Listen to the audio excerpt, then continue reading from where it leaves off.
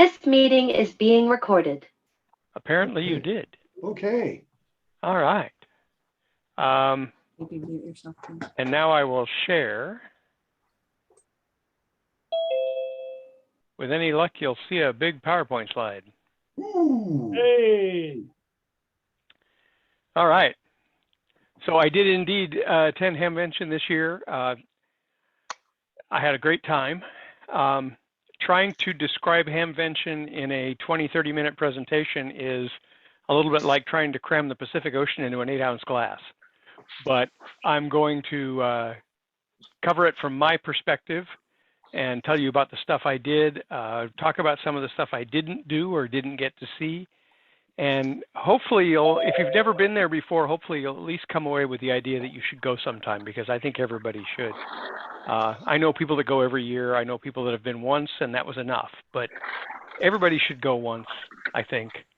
I mean, to start off with, this was me and 31,000 of my closest friends, right? So how often do you get to do that? And it was pretty cool. In fact, the number, the 31, well, it was really 31,367 with me. That number is only about 10 to 15% lower than it was in 2019. So they were pretty happy with that. They were afraid a lot of people would stay away, but it worked out pretty well. So, okay, here we go. So a brief rundown of how I got there. Not that it's anything exciting. Noon flight out of San Jose to Dallas, a bit of a layover, and then Dallas into Dayton. Arrived at Dayton around a little after 11 p.m. I had to track down the rental car agent. The airport was almost shut down, and it turns out the rental car agent for the company that I rented from was also the guy letting people out of the gate on the other end of the parking lot. So I'm looking around for him, and eventually he wanders over and he says, "Oh, are you here to pick up a car?" I'm like, "Well, yeah, that's kind of why I'm here." He said, "Well, just pick one out. Doesn't matter which one." And then he walks back to the gate so he can let me out. So that was interesting. By the time I made it over to my hotel in Beaver Creek and then got checked in, everything, I finally got to bed at 1 a.m., which, you know, that's okay. It's 10 o'clock Pacific time. I've convinced myself to go to sleep because I tend to be a night owl. I'm usually up later than that. But at 6 a.m. East Coast time, I was awakened by a thunderstorm that sounded like it was in my bed. It was so loud that I was not getting back to sleep. So I got up and kind of started my day from there. I did take my time. I didn't jump right. I showered, got breakfast, took some time, wandered around, bumped into walls for a while, and then headed over to the grounds. Now, I think you can see, hopefully you can see my mouse cursor. I think I set the program so that you can. There are parking lots at the facility, and they're pretty good. I mean, most of them are fields, but they're pretty well maintained. I decided not to park at the actual fest that day because I had received a text message saying that due to the thunderstorm, it had left things pretty soggy, and some of the parking lots might be difficult to park in. So I took one of the 3 off-site parking options. There was one fairly close to me. So this photo on the left is one of the parking lots at the fest. This photo on the right is a view from where I parked in the off-site lot. And that little orange thing down there, the yellow thing, that's a bus. They use school buses to get everybody in there. Works pretty well. It's very efficient. Both ways work just fine. Driving directly over there was fine, which I did the next couple of days. And using this approach was fine too. It takes a little longer if you drop your car off, but it worked out real well. Very efficient. I was really impressed. The facility itself, once you get to the fairgrounds, there's 5 exhibit buildings, 4 forum buildings with multiple rooms in many of them, 4 areas of the flea market, 1 main area, but some others, a wide variety of food trucks and trailers and whatnot doing all the food. It's pretty massive. This is not a great map. It's not a great copy of the map. It's pretty low resolution.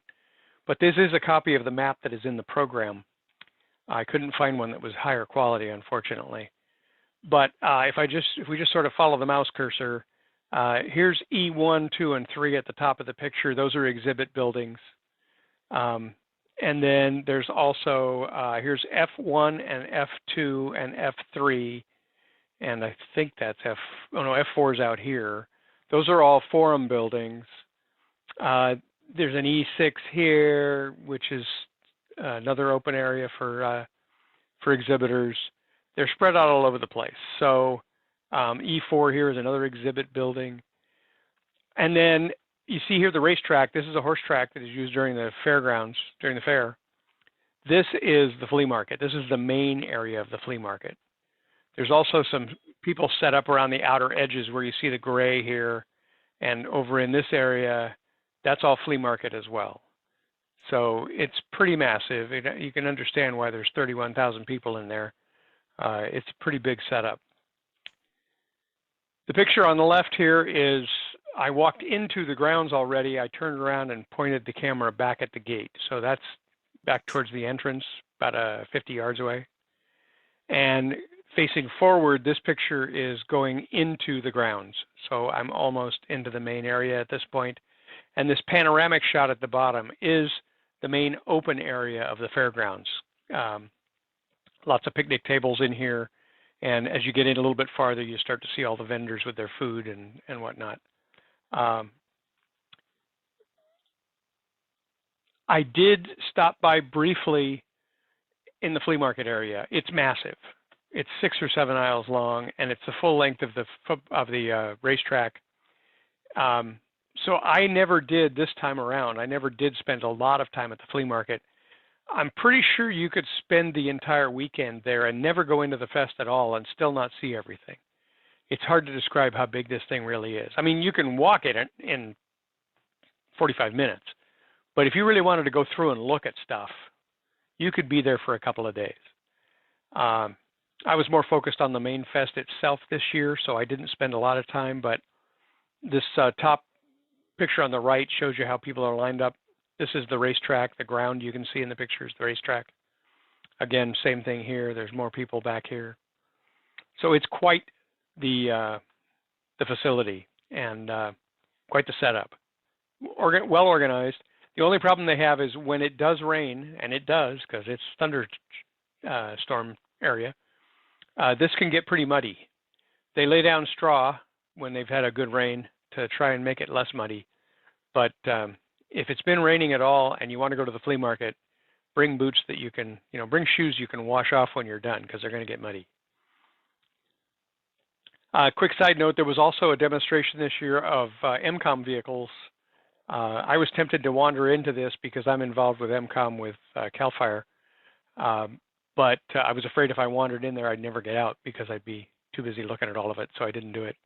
But it was pretty impressive. They had some nice vehicles. Some were amateur radio clubs, some were city or county organizations. It was pretty impressive. Nice setup.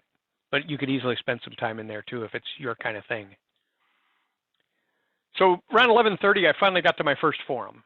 The first forum for me was the Elecraft K4 forum, and that's because I have one on back order. And I found out today it won't be on back order long. It's supposed to arrive tomorrow. So I'm pretty happy about that. I thought I was going to be waiting close to another month. But since I knew I had one coming and I was curious, I wanted to get to this forum. This was not officially on the schedule. This forum was arranged outside of the actual Hamvention folks, and they didn't have a room to hold it in because they weren't an official forum. So they got permission from the fairgrounds people to hold it in what was called the Expo boardroom, which is really just a conference room that holds about 20 people. They had a lot more than 20 people that wanted to go, so they did 2 sessions back to back. And it was mostly just Bob, N6TV, who is an absolute guru with the K4, giving an overview and a tutorial on features and tips and tricks.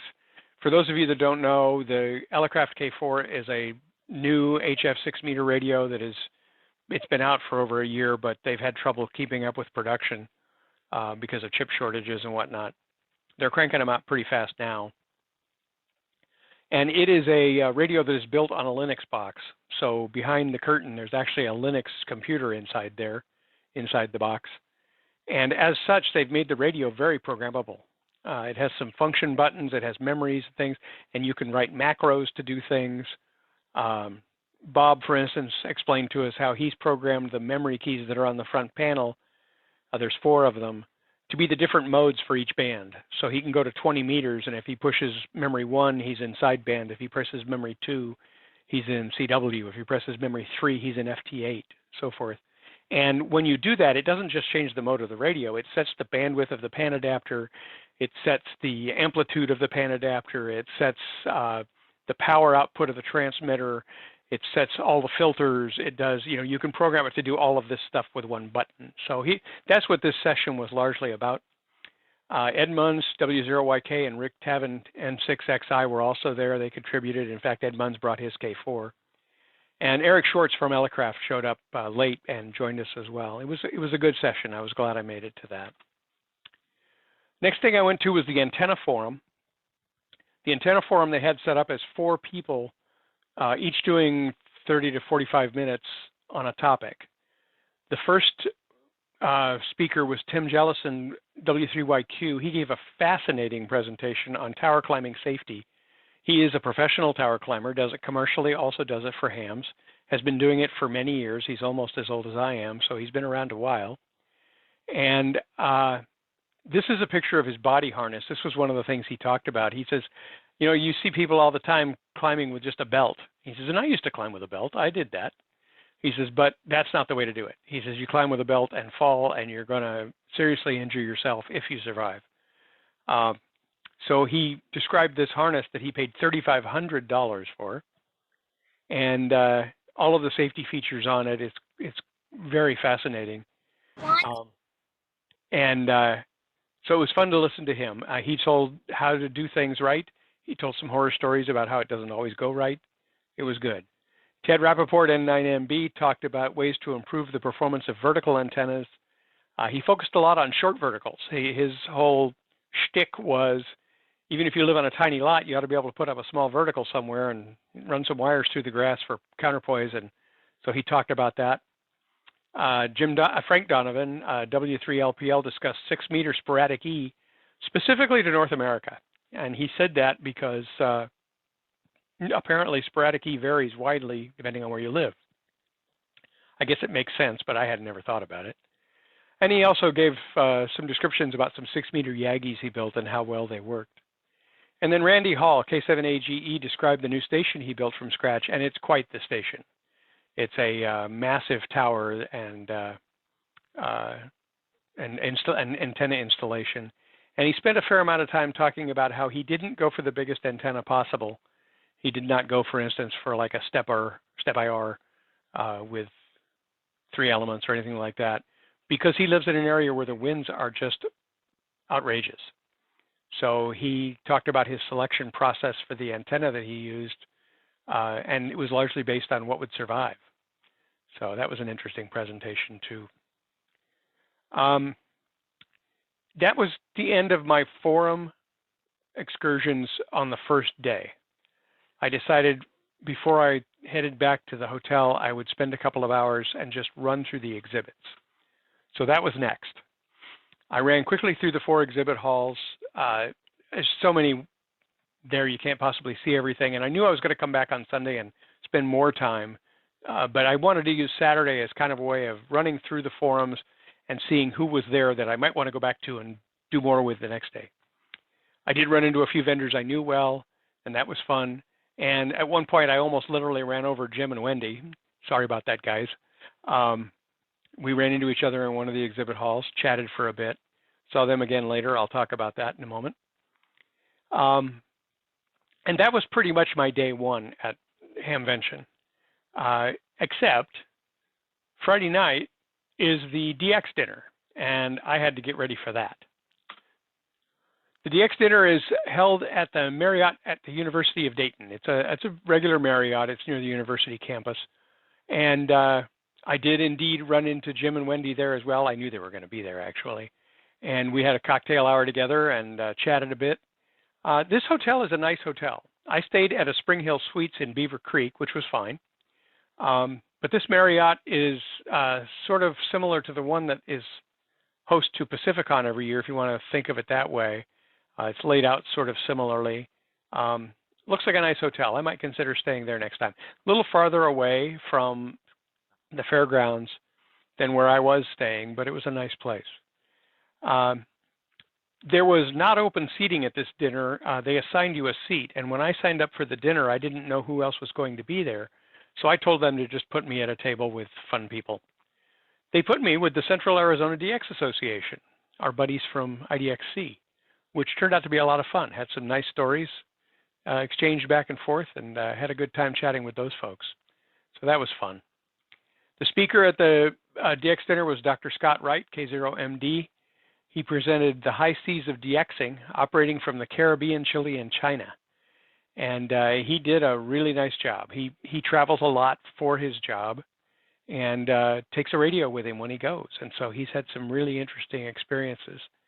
And speaking of his day job, the next forum I went to was entitled The Impact of Ham Radio on Problem Solving with COVID. This was the next day. This was on Saturday morning. And this was, again, Dr. Scott Wright, who works for the Mayo Clinic. That's who he does his traveling for.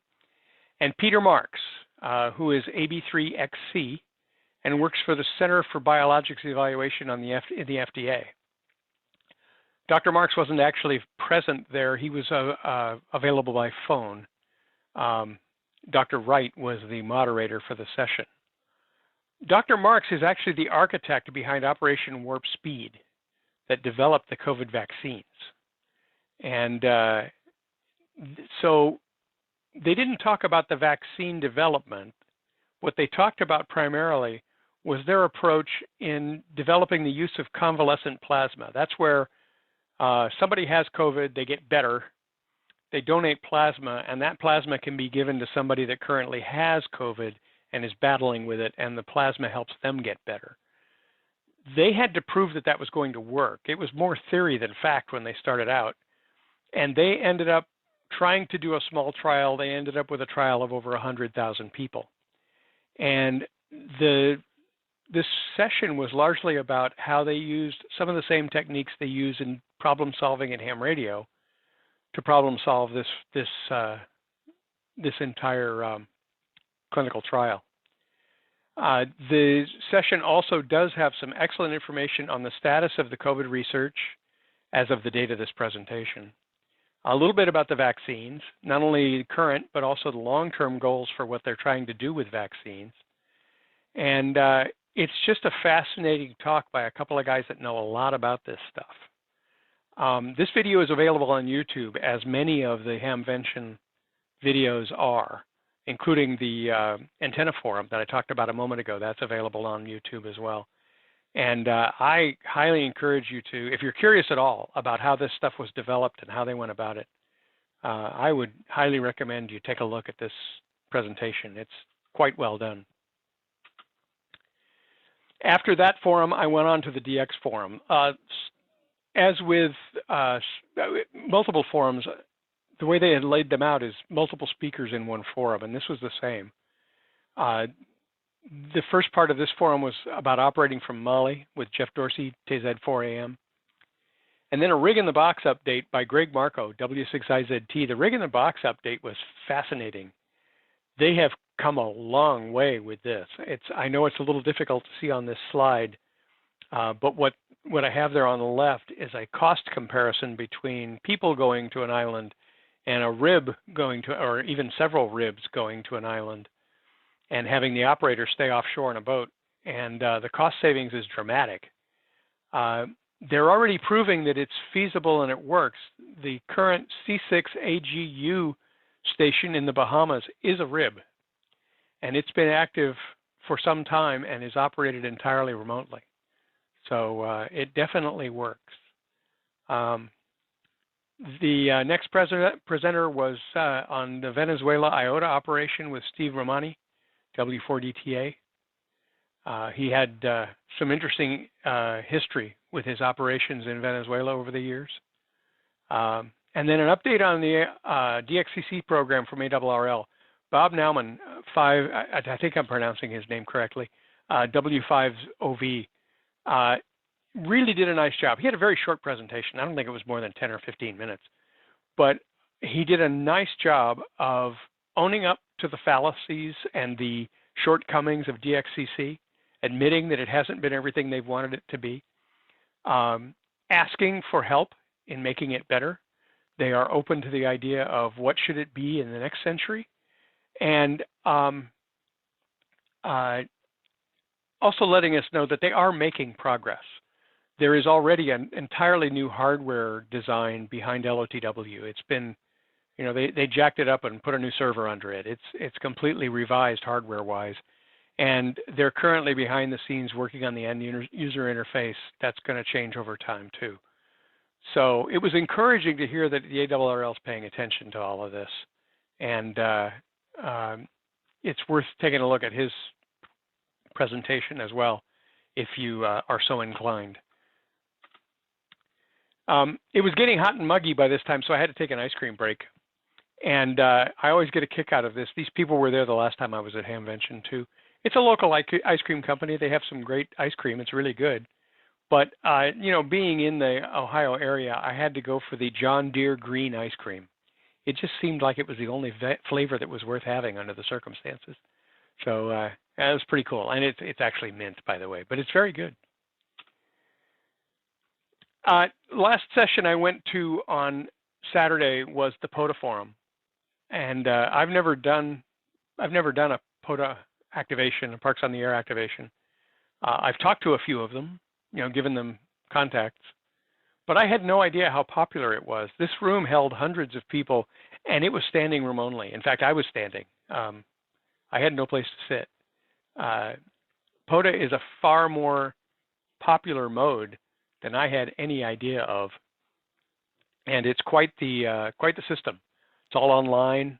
If you register for POTA as somebody who's going to activate parks, you register online, and you can do the activations online. And there's a website we can all use to find who's online, and they get brownie points for everybody they contact, and it's really pretty cool. I may actually have to try it sometime. I have a KX3 that I don't use often enough, and I might have to set it up in a park one day and give it a shot.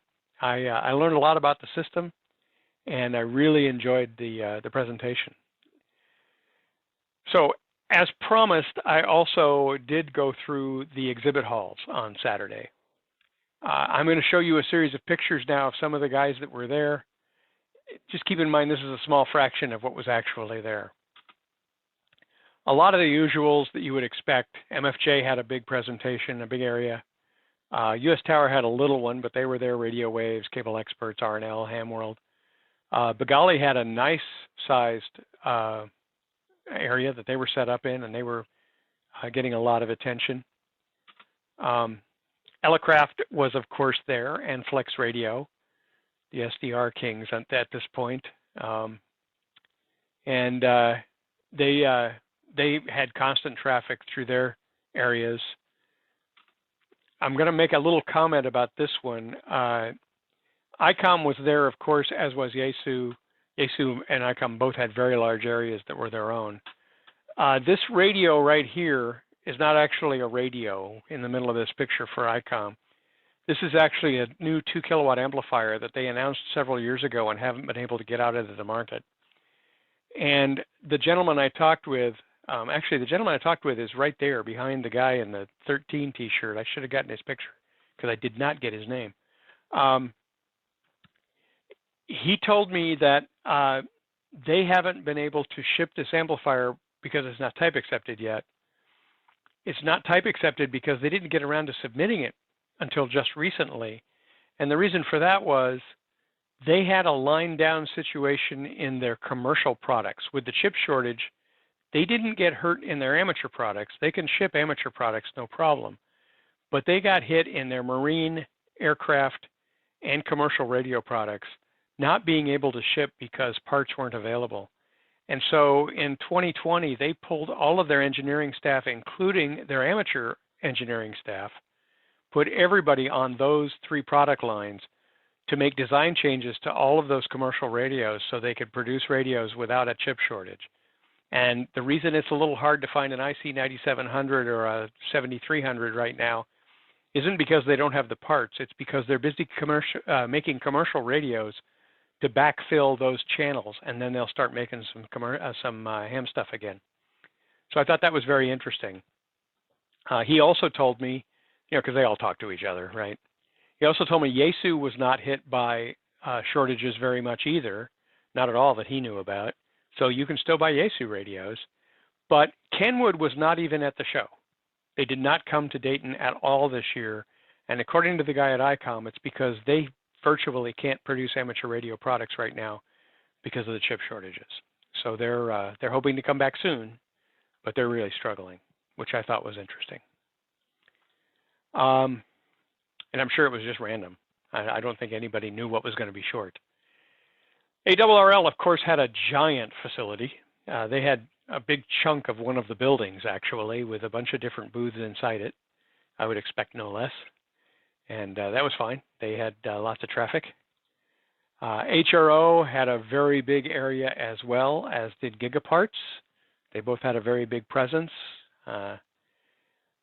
Keep in mind, again, there's 4 of these exhibit buildings, and there are also, by the way, there are also commercial vendors in the flea market. Some commercial vendors opt not to pay for one of these indoor spaces that they set up in the flea market. So there's commercial stuff out there as well.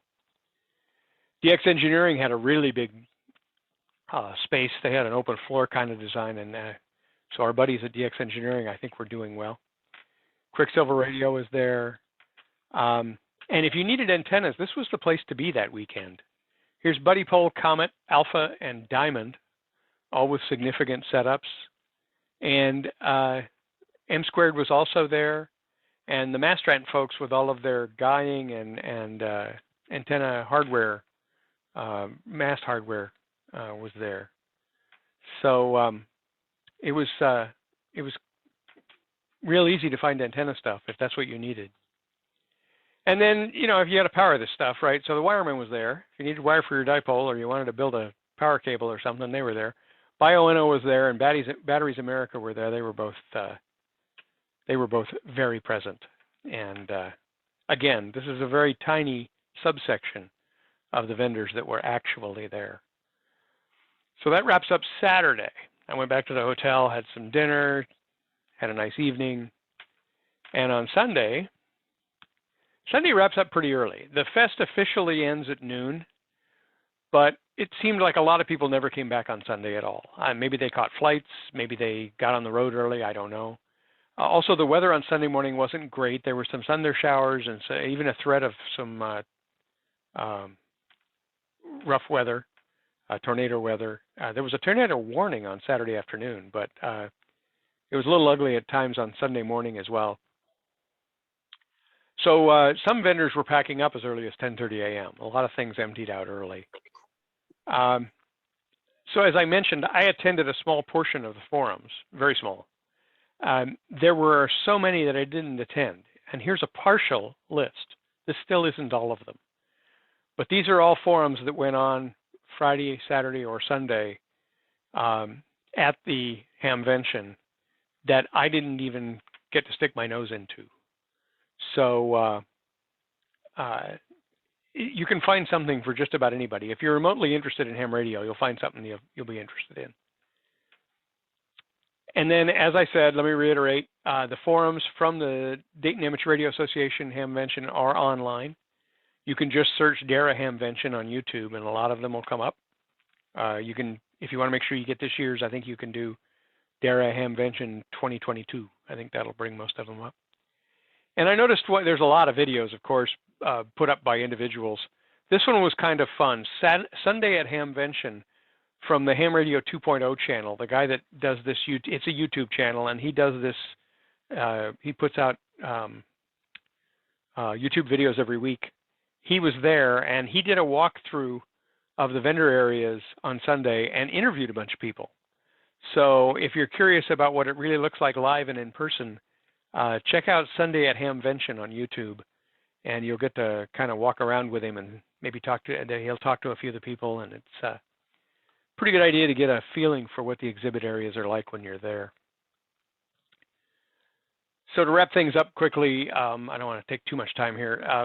The Hamvention is, in my opinion, a logistical masterpiece. The parking and entry and exit are always really easy. Doesn't matter what time of day you get there.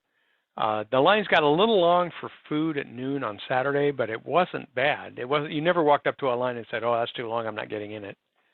And you certainly never feel like you're in the middle of a 31,000 person event at all. And it's also worth noting that Dayton and the city of Xenia are both fully on board. When I got notified about the potential soggy parking lots on Friday morning, that notification came to my phone as a text message from the county sheriff's department. The Dayton Hamvention people are tied right in with the sheriff's department, and all of this stuff is coordinated through them and with them. And the county sheriff handles a lot of logistics for the guys. It's very well organized. Local, that should be local news stations, not news stations, keep the general public updated on traffic and around the area. Hamvention is a feature on the weather, on the local news every night, as is the traffic. And through all of that, you never really see the man behind the curtain. You never really see any of the organizers running around frantically or trying to get things organized. As I said at the beginning, if you haven't been, you should go. It may be one of those things you do once and say, well, that was interesting, I'm done now. Or it may be one of those things you do and you say, wow, how can I get here as often as possible? I certainly won't go every year. It's expensive, you know, with the flights and the hotel and everything. It's not cheap. It's like taking a family vacation cost-wise. So I certainly won't do it all the time every year. But I want to go back. I think every few years is probably pretty realistic, and I really enjoyed it. And I met a lot of really great people that I hadn't met before. You know, I'd stop for lunch. I'd just sit down at one of those picnic tables that were outside, and whoever was there, you start yakking with them, and you meet some really interesting people. It's a lot of fun. So that is it. I'm done. And thank you for listening. Okay, anybody have any questions for Frank? Yes, I have a question for Frank. Sure. This is Richard. I was wondering, I'm planning on going to the Hamvention in 2024, taking a 2-week vacation or maybe 3-week vacation and taking my camper out there. What kind of facilities out there did they have? Did you see any like people with campers or motorhomes or stuff? There are camping sites at the fairgrounds, walking distance from the gate, but they are spoken for. Contact Hamvention now. Tell them you're interested in when you want to go, and they will put you on a waiting list. Oh, okay. But if you get a camping spot, it is then yours every year until you say you don't want it anymore. Oh. So a lot of these people use it every year. A lot of locals, and by locals I mean within a state or two, drive to the Hamvention every year. So you might have trouble getting a spot at the actual fairgrounds because the number of spaces are limited. But there are also other RV parks not far away. So you can probably look this up online. I didn't look into it myself because it's not something I would probably do.